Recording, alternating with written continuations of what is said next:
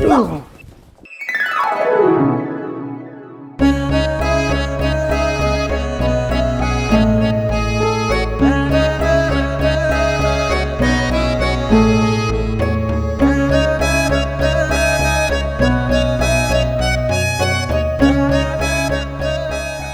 বাজে? জি ম্যাম। কয়টা বাজে? 10:45। That means you're 1 hour 45 minutes late. জি। 1 ঘন্টা 45 মিনিটে কত second? G. Do I have to repeat myself? Good. 6300 bar sorry লিখে আমাকে সাবমিট করবে। প্রতি সেকেন্ডের জন্য একবার করে সরি। জি। রিপিট করতে হবে? No ma'am.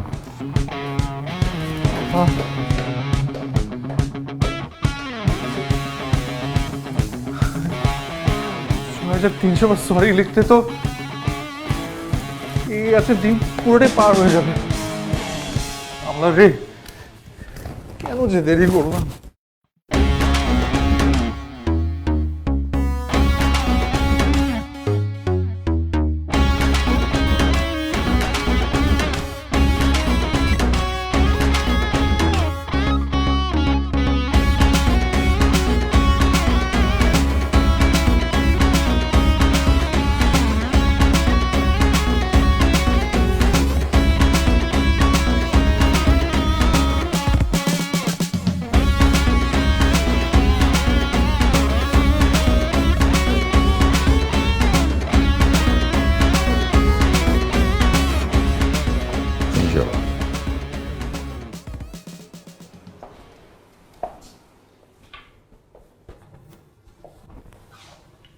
সুমন, কটা বাজে? না না বসো বসো বসো বসো। তুই বাসা যাবে না? স্যার এই লেখাটা শেষ হলে চলে যাবো স্যার, আর আরো কিছু বাকি আছে। লিখছো? কি লিখছো? মানে স্যার ওই আজ অফিসার আসতে একটু দেরি হয়ে গেছিলো, মানে 6300 সেকেন্ড লেট করেছে তো, তাই ম্যাম বলেছে 6300 বার সরি লিখে ওনাকে জমা দিতে। ওটা শেষ করেই আমি স্যার চলে যাবো স্যার। ও ও তাহলে লেখো, তাহলে লেখো লেখো তাহলে লেখো। জি স্যার। আচ্ছা একটা কথা বলি, মানে তোমার ম্যাডাম কি এতগুলো লেখা সরি পড়বে, গুনে দেখবে? আপনি স্যার আপনার মেয়েকে চিনেন না, দেখা যাবে আমাকে দিয়েই গুনিয়ে নিয়েছে। তাই honesty is the best policy. হ্যাঁ, honest is the best policy. ঠিক আছে ঠিক আছে, ওকে স্যার আমি চলে যাবো স্যার, অসুবিধা নেই। ঠিক আছে, আমি বলে যাচ্ছি তোমাকে চা দেবে। স্যার ওয়ালাইকুম সালাম।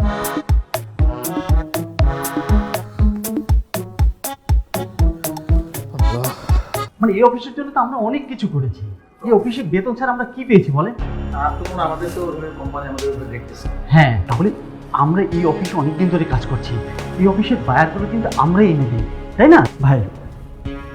লিনটেক্স একটা কোম্পানির যে মেন বায়ার, সেই বায়ারের যে মেন আজাদ সাহেবের সাথে আমার কথা হয়েছে। আজাদ ভাই বলেছে এইখানে যে অর্ডারগুলো সে আমাদেরকে দিত, সেই অর্ডারগুলো আমরা ব্যক্তিগতভাবে অন্য জায়গায় অফিস করে সেই অর্ডারগুলো আমরা নিব। আপনি যদি আমাদের সাথে থাকেন তাহলে আমরা দুজন অনেক উপরে চলে যাব। আপনাদের তো অনেক ভালো লাগে, বিশ্বাস করে এতদিন বন্ধুর মতো সম্পর্ক, বিশ্বাস করতে চাই, কিন্তু দেখেন আমরা আবার না করি। আমরা ঠকবো না। মনে করেন যে এখানে থাকলে আমরা কি পাবো? প্রথমত কিছু কোম্পানিকে দিব। সাবির ভাই,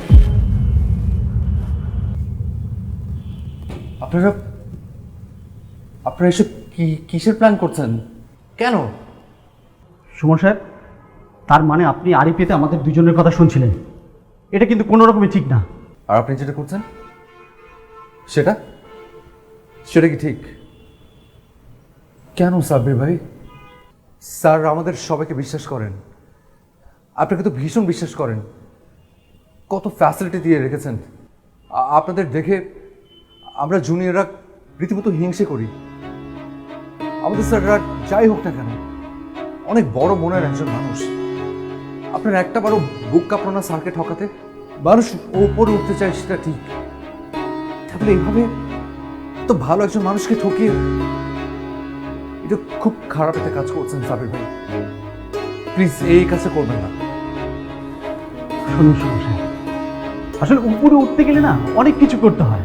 আপনিও আমাদেরকে দেখে শেখেন, আপনারও প্রয়োজন হবে। দেখো, হ্যাঁ সুমন ঠিকই বলেছে যে উপর উঠতে গেলে অনেক কিছু করতে হয়। আর সুমনের কথাও ঠিক যে আসলে মানুষ উপরে উঠতে গেলে কিভাবে উঠবে সেটার একটা নীতিগত বিষয় থাকে। অবশ্যই এরকম না হলে তো মানুষ উপরে উঠতেও পারে না সুমন। অলরাইট, একদম ঠিক আছে।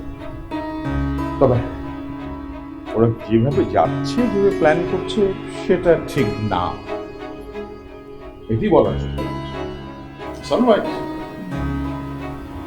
আপনারা অবশ্যই নিজেরা কোম্পানি করেন, কোনো অসুবিধা নেই, আমি আপনাদেরকে বাইরে দেবো। স্যার। হ্যাঁ আমি আছি, কিন্তু আজকের পর থেকে শুনুন আমি এদেরকে কি করে বিশ্বাস করব? কোম্পানির জন্য এরা কি করে লয়াল হবে? Thank you very much. আমি একটা ভালো অফিসার পেয়ে গেছি, লিডার পেয়েছি যে কিনা এই কোম্পানিকে কন্ট্রিবিউট করবে এবং সমস্ত স্টাফদেরকে মোটিভেটেড করবে। এবং তিনি হচ্ছেন ইয়াং গাই সুমন। স্যার। ইয়েস সুমন আহমেদ, আমি ওনাকেই ওই জায়গাতে বসব। আমি শিওর যে ওদের কোম্পানিকে এসে কন্ট্রিবিউট করতে পারবে। আপনারা অ্যাকাউন্টস ডিপার্টমেন্টে যোগাযোগ করেন, আপনাদের সমস্ত ফর্ম আমাদের নিচে দেবে। সুমন স্যার। তুমি ওনাদেরকে এখনই নিয়ে যাও সরি স্যার। প্লিজ।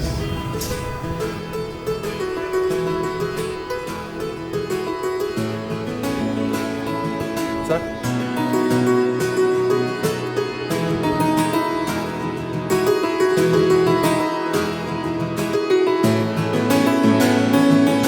হোয়াট? বাবা তুমি এটা কি বলছো? আমি ওই গাধাটাকে বিয়ে করব?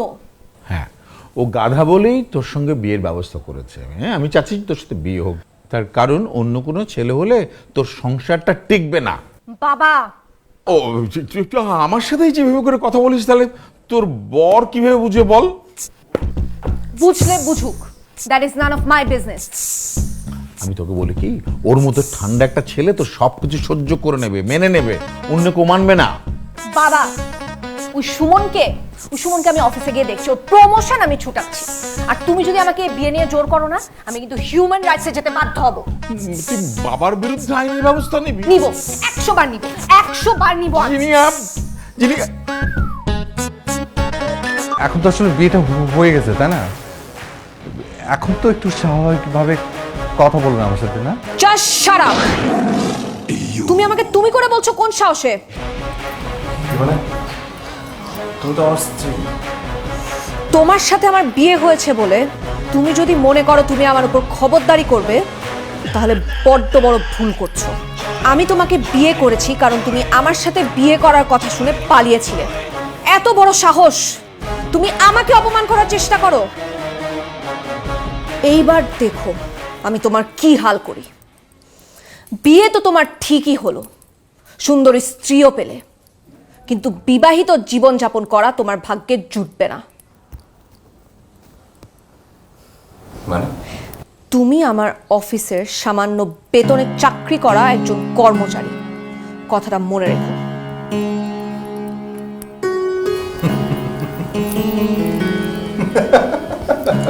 হাসছো কেন? হাসছি কারণ আমি ভেবেছি তুমি হয়তো একটু বুদ্ধিমান, কিন্তু এখন বুঝছি যে না, তুমি তার থেকে বেশি অহংকারী। ঠিকই বলেছ, আমি একজন সামান্য কর্মচারী, খুবই ক্ষুদ্র তুচ্ছ একজন মানুষ। আমি তোমার অফিসে চাকরি করা সামান্য বেতনের একজন তুচ্ছ কর্মচারী। একবার ভেবে দেখো, তোমার অফিসে সামান্য বেতনের চাকরি করা একজন ক্ষুদ্র কর্মচারী যদি বিয়ের পর পরে তোমার মতো একজন মানুষকে ডিভোর্স দিয়ে দেয়, তখন কি হবে? ওই অপমান তুমি সহ্য করতে পারবে? শুধু তাই না, বাইরে গিয়ে আমি জনে জনে তোমার নামে আমি কি কি যে বলবো আর কত বদনাম করব তোমার কোনো ধারণা নেই। কি ভেবেছ আমি খুব ভদ্র? আমি ভালো মানুষের সাথে ভালো, খারাপ মানুষের সাথে খারাপ। তুমি আমাকে খারাপ হতে বাধ্য করছো। তাই অফিসে তুমি আমার বস মানলাম, কিন্তু বাড়িতে আমি তোমার বস, আমি তোমার স্বামী। তাই আমি যা যা বলবো যদি সেভাবে না চলো তাহলে ডিভোর্স দিতে একটা মুহূর্ত দেরি করবো না আমি। তুমি চোখ গরম দেবে, আমি তোমাকে ডিভোর্স দেবো। গলা উঁচু করে কথা বলবে, ডিভোর্স দেবো। আমার কথার এদিক থেকে সেদিক হবে, আমি তোমাকে ডিভোর্স দেব। কথাটা মনে রাখো। আমার উপর দিয়ে আজ অনেক ধকল গেছে, আমি এখন আরাম করে ঘুমাবো। আমার আশেপাশে যেন তোমাকে না দেখে। গুড নাইট বস।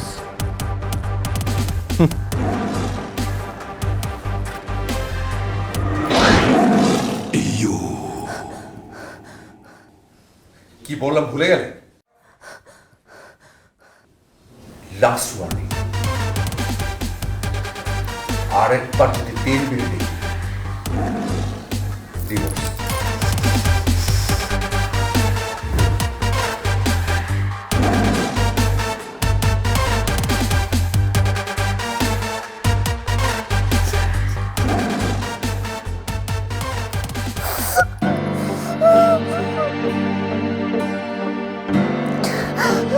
Congratulations ma'am.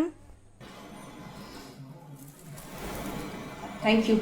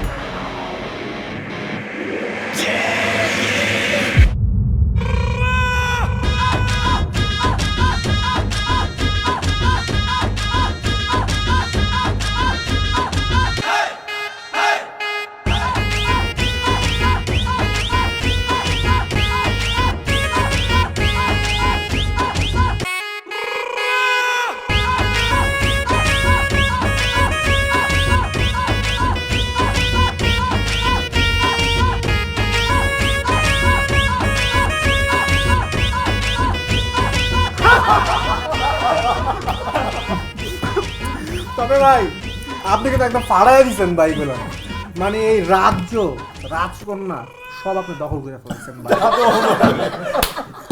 ঠিক কইছি নাকি ভাই? আরেকখান কথা, মানে আপনার এখন স্যার কইতে হইব না বস কইতে হইব, এটা একটু কয়ে দেন। আর এটা কি বলেন ভাই? শোনেন, আমি তো আপনাদের বসের স্বামী, সেটা তো বাসায়, অফিসে তো সেও আমার বস, একেবারে কাইস্টা একটা বস, তাই না? আচ্ছা ভাই, বাসরাত্রে বিড়ালটা মারলো। আর এটা জবরদস্ত কোয়েশ্চেন করছেন, কে মারবে বুঝেন না?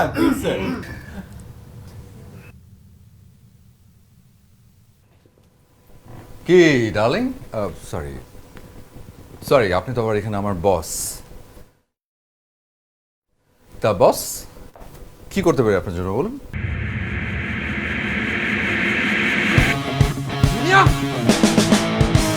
জুসটা দাও।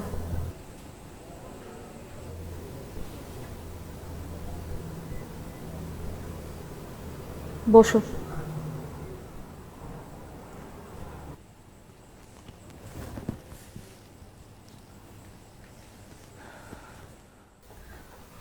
কিছু বলবে?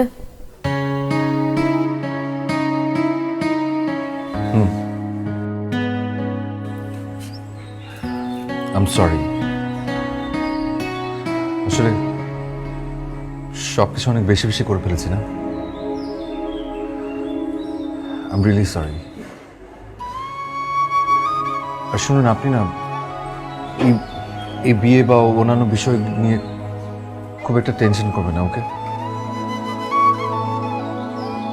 আমি চলে যাব। আমি জানি আপনি রাগ আর জেদের মাথায় আমাকে বিয়ে করেছেন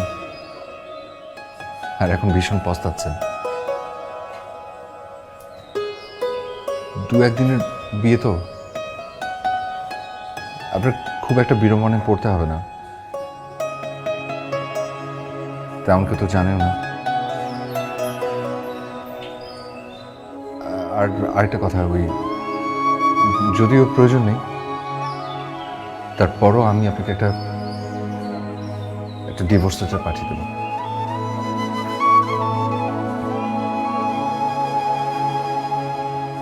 আপনি ভালো থাকবেন। আসি। I am sorry two.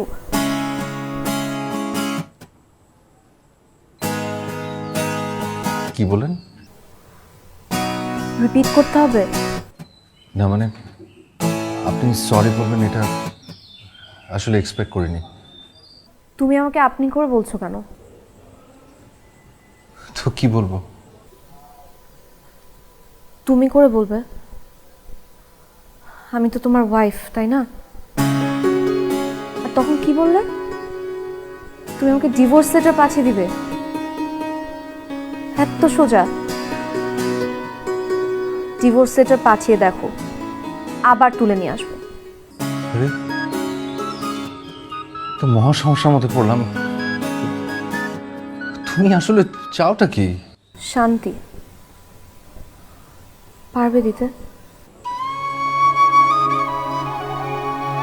শুনুন, আমি আমার বাবা মার একমাত্র মেয়ে। অনেক ছোটবেলায় মাকে হারিয়েছি। অল্প বয়সে অনেক কিছুর হাল ধরতে হয়েছে। আমার বাবা অনেক উদার মনের মানুষ, তো পৃথিবীটা এত উদার না। চারপাশে কঠিন হৃদয়ের মানুষের সংখ্যাই বেশি। আর এই মানুষগুলোকে হ্যান্ডেল করতে করতে নিজে কবে এত কঠিন হয়ে গেলাম জানি না। সেদিন তুমি যেন কি বলছিলে? খাইসটা বস না? ঠিকই বলেছ, আমি না আসলেই খাইসটা একটা বস।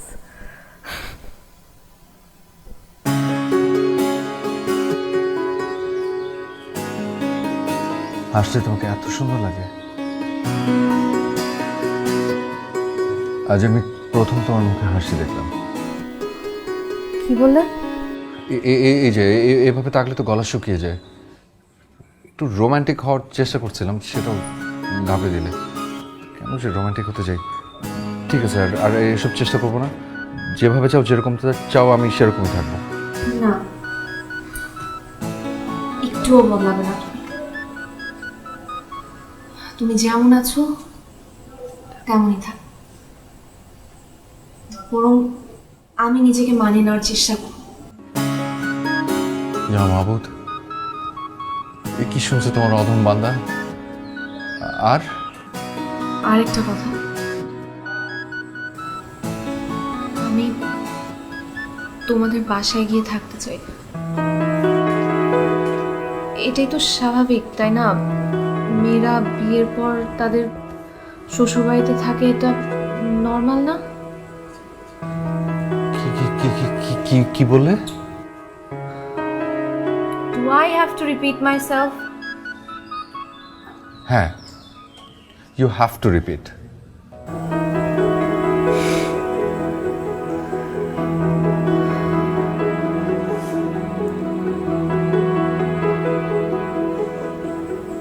আমি তোমার সাথে থাকতে চাই, তোমার ঘরে সারা জীবন। আজীবন।